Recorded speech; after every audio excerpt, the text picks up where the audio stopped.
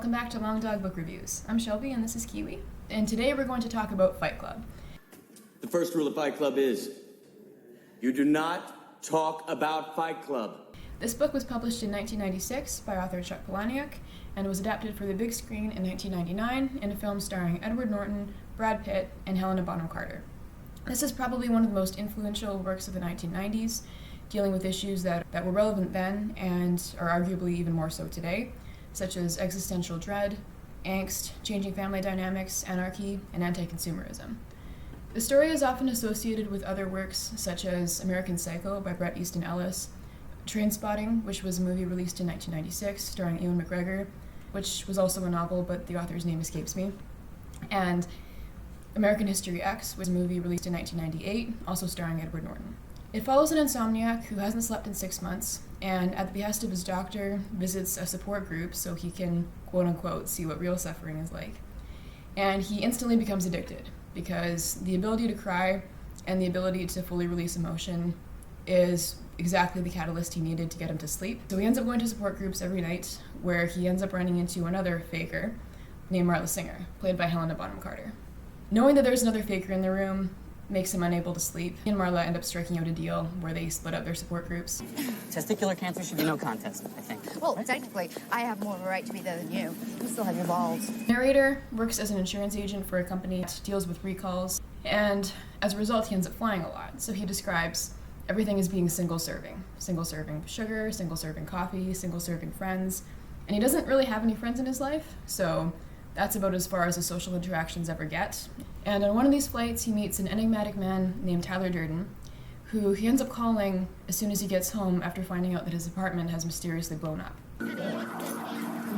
Do you have somebody you can call? How embarrassing. A house full of condiments and no food. So before he ends up moving in with Tyler, they engage in a fight in a bar parking lot, and they both find it extremely cathartic, seeing as they never really had a chance to ever release their aggression in any meaningful way. This movie is important on a lot of levels. It's been interpreted in multiple different ways. Some see it as a critique of masculinity in the 20th or 21st century. Today we're going to talk about some of the philosophy behind Fight Club and what all of it really means.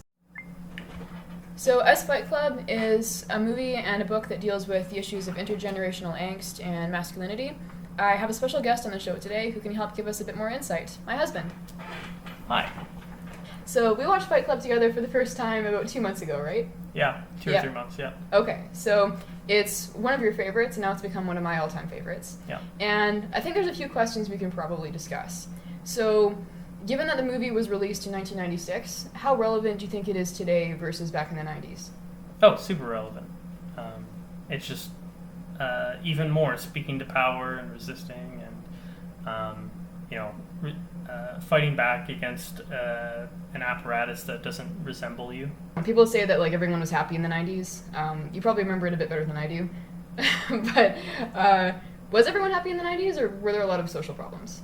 There's always like discussions about how things can get better, and you always want contention. Things were a lot better. It was understood that, if you put your head down and worked hard at something, that you could achieve what everyone else has. Yeah. And now that's kind of fading away from us, and we're even seeing even more control about what we're able to teach ourselves, teach our kids, the manners of how we want to conduct ourselves in the family household, stuff like that, conflict with values. Do you think that's a big reason why a lot of parents are choosing homeschooling? Yes. Yeah, definitely makes sense. I think Tyler Durden represents natural instinct and just what he really wants to do versus who he is now, which is just someone who can't sleep, isn't happy, has no real social connections, and he's using his alternate personality as kind of an outlet for that.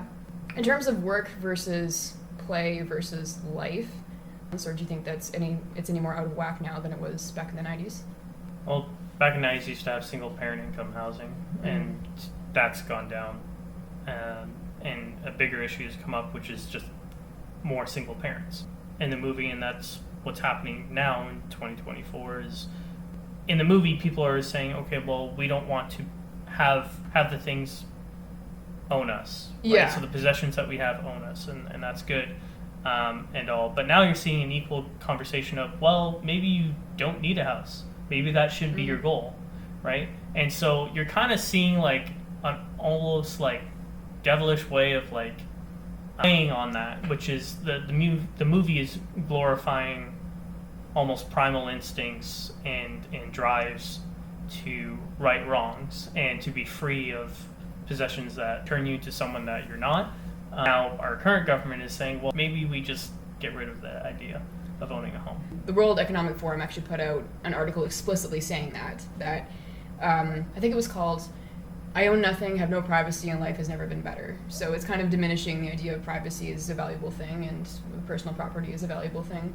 Yeah, people are now literally trying to make a living sleeping and recording themselves. And other things too. And other things too, of course. Yeah. Should there be drives to action? Yes, there should be drives to demonstration and action and voting and all that stuff, and that's great. Should there be a drive to, let's say, burn down an entire city or businesses? No, because you don't know these people's backstories and you can't generalize like that. Yeah. And what you're doing is you're holding people that have nothing to do with causing the issue to flame, to fire. I think, touching on your point from before,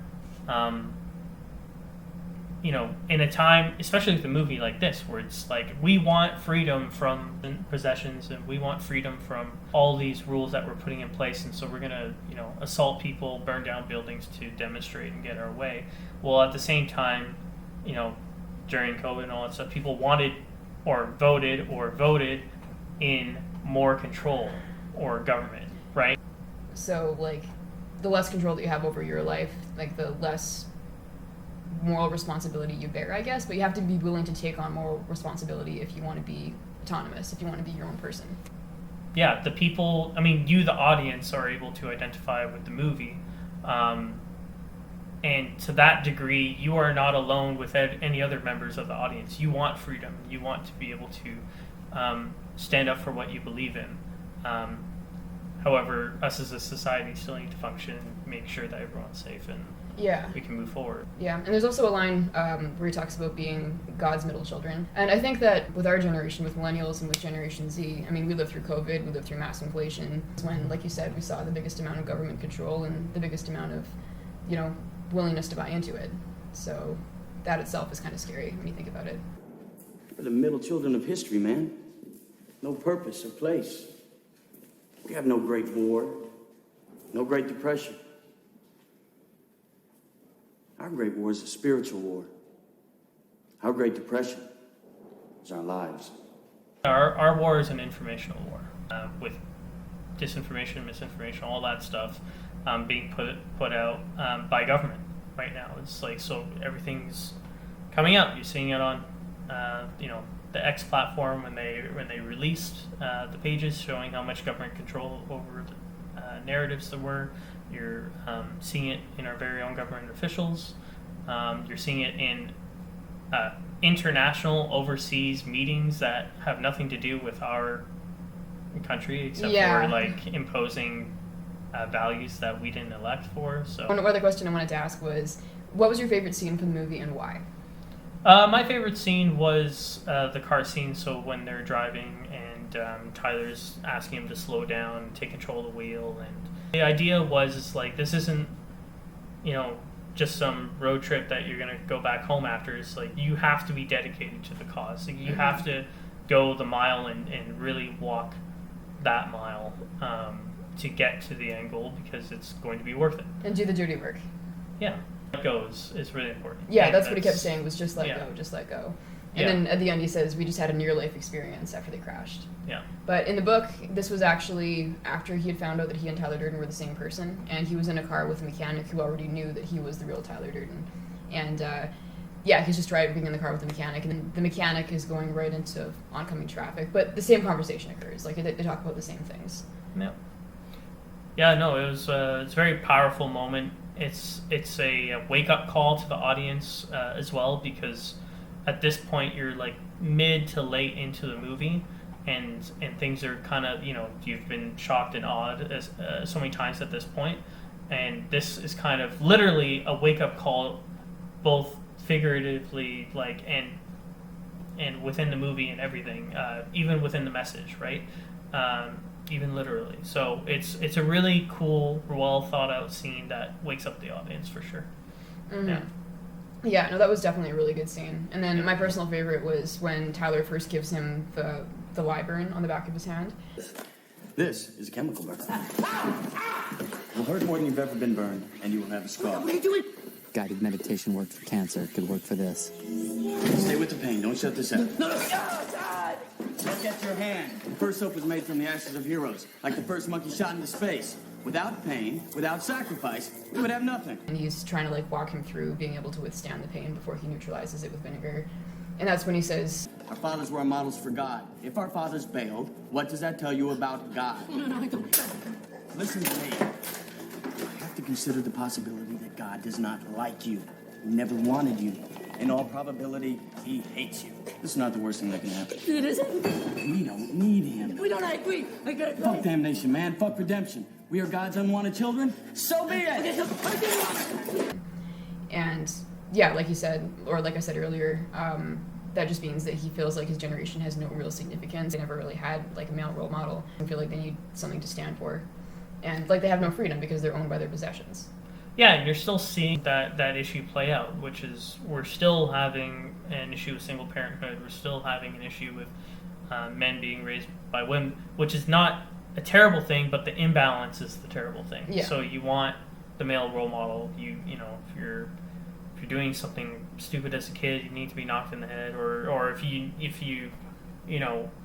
need to learn, like, a tool or a trade or how to emotionally outlet yourself or any of these qualities that are resemblance of, like, a father figure need, pushing boundaries, knowing your boundaries, all that stuff, it's important. Yeah, and I think it's not even necessarily just about single parents, because in the book he also says if your dad was gone, like in a single parent household, or was never around, or if he was a terrible person, what does that say about God? Because if you're Christian and male and living in the States, your father is your role model for God. And sometimes single parenthood can't be avoided, but it is important to have role models in your life, like whether it's aunts or uncles or parents, friends, that kind of thing.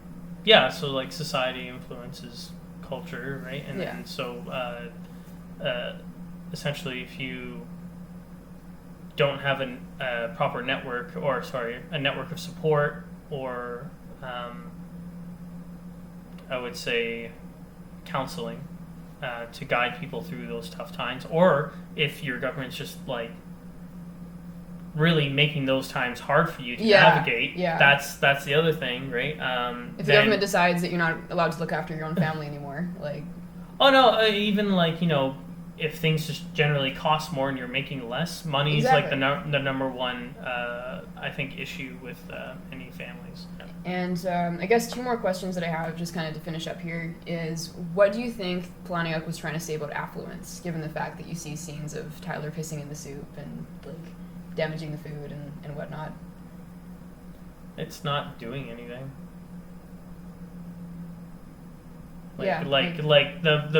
The base point of that is, don't fuck with us because we do everything for you. Mm-hmm. And he does actually say that in the movie too. Yep. And in the book. Yeah. So, it's just like, it's not a way to properly conduct or influence, I would say. Yeah, I remember back during, like, the height of COVID and stuff, there was demonstrations in front of a hospital, and people were driving by and honking for support, but also equally driving by and yelling for their not support. Mm-hmm. And I remember being in that crowd and seeing someone, shout names back and stuff like that, who was in the crowd demonstrating. Mm-hmm. And to me, that was an incredibly wrong thing to do. Yeah. Like, you can't sully... It only takes one bad egg, one bad apple, whatever, to ruin an entire message, and you need to organize and conduct yourselves. And if someone's going to be ill-mannered towards your demonstration, that's okay, because that's their right to detest what you believe in, but that's fine. But but you don't need to stoop down to that level. And if you truly believe in what you're doing, you can be respectful. my final question would be, what do you think is the answer to all the problems addressed in the book, if there is one or two answers? Now, what is happening is not the antidote to whatever's going on. If anything, it's going to promote more of this, and we've, the violent actions, the rioting, all that stuff. We've been seeing more and more of that increase as literally freedoms are taken away. Mm-hmm. So we need to be mindful and vocalize healthily our demands. And so that's where this movie's coming into play a little bit. Right now, you're seeing that. So you're seeing censorship on the internet. You're seeing more rules when it comes to protesting. You're seeing false coverage of protesting or just no coverage. And so if the voices aren't being heard and the voices aren't being recorded and all that stuff and nothing matters when people are protesting, we just had like a few million people like protests recently. Okay. I think it was mandates, shutdowns, stuff like that. Carbon tax. Carbon tax. Yeah, was I it? knew it. Yeah, it was I knew carbon it. tax. Okay, yeah, it's carbon tax. Nobody likes the carbon tax. We're here in Canada. It needs to be axed immediately. Nobody likes it. Yep. Let people keep their money. Yeah, and that's the other thing is like the bigger the government, the bigger the taxes, and your money earns. Money provides some degree of freedom in this way that we live, and I guess that's what the movie's also kind of building on, which is like, why is money providing freedom? You should have that freedom naturally. And there are points in the book where he talks about just basically resetting society, the Great Reset. Yeah. Just destroying civilization from the ground up, and then essentially going back to the Stone Age, where everything went by the barter system and people would hunt and things like that. So we don't need that, but we do need a reform in a lot of ways, to allow people to keep what's theirs. And I mean, even allow is kind of a weird word. Like, oh, you're allowed to keep your own money. Feels weird to say. Yeah, I'm allowed to have my unfrozen bank account. Yeah, that too. That happened in Canada as well. If anyone's watching from the U.S. And you heard stories about bank accounts in Canada getting frozen after our Prime Minister declared a state of emergency. Yeah, well, what the real issue with that was is that people were legally supporting a cause that they believed in with money, and then the government turned around and said, you're not allowed to do that. It went against like all values. Like, it was weird. Like, and scared a lot of other countries. So Yeah. So. No one's forgotten it.